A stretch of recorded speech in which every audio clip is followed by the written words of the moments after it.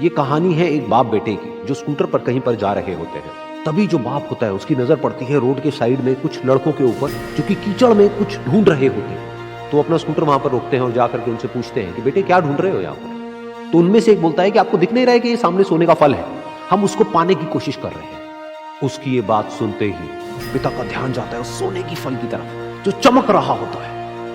फिर उनके माइंड में कुछ इमेजिनेशंस बनने लग जाती हैं कि काश ये जो फल है ये मेरे बेटे के पास में आ जाए तो ना सिर्फ उसकी बल्कि मेरी भी जिंदगी बदल जाएगी। तो बिना सोचे समझे अपने बेटे को धक्का मार देते हैं उस कीचड़ में और बोलते हैं कि तुझे किसी भी कीमत पर वो फल लेकर के आना है।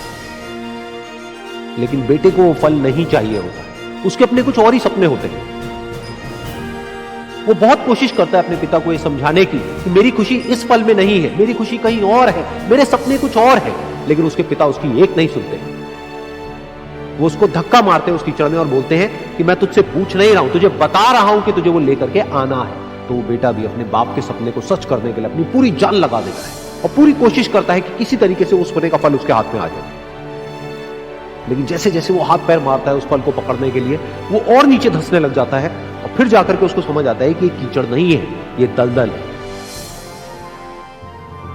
वो चीखता है, चिल्लाता है, अपने पिता को आवाज लगाता है, लेकिन उसके पिता उसकी एक नहीं सुनते। बोलते हैं कि बहाने मत बना, और भी लोग हैं वहां पर जो कर रहे हैं, तो जब वो कर सकते हैं तो तू क्यों नहीं कर सकता। तो एक बार वो फिर से कोशिश करता है और अपनी पूरी जान लगा देता है, लेकिन उसके बाद भी उसके हाथ में कुछ नहीं आता है और वो धीरे धीरे नीचे धंसता चला जाता है और मर जाता है। तब जाकर के उसके पिता को एहसास होता है कि उससे कितनी बड़ी गलती हो गई।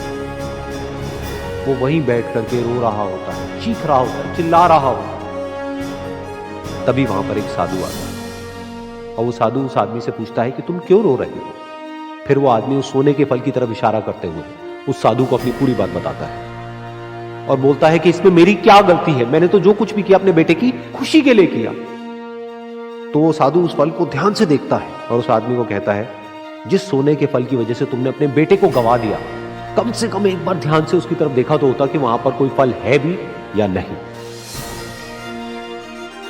ये सुन करके उस आदमी को गुस्सा आया और उसने कहा कि सामने तो दिख रहा है फल, आपको नहीं दिख रहा क्या।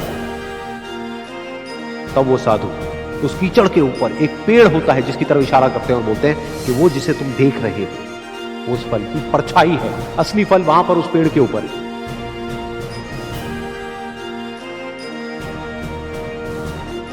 फिर वो साधु उस आदमी को बोला कि अपने बेटे को जबरदस्ती धक्का देने की बजाय और उसको बताने की बजाय कि तेरी खुशी किसमें है, अगर तुमने उससे पूछा होता कि बेटा तू बता तू क्या करना चाहता है और तेरी खुशी किसमें है, तो ना सिर्फ तुम्हारा बेटा जिंदा होता बल्कि हो सकता है कि उसके हाथ में वो असली सोने का फल भी होता।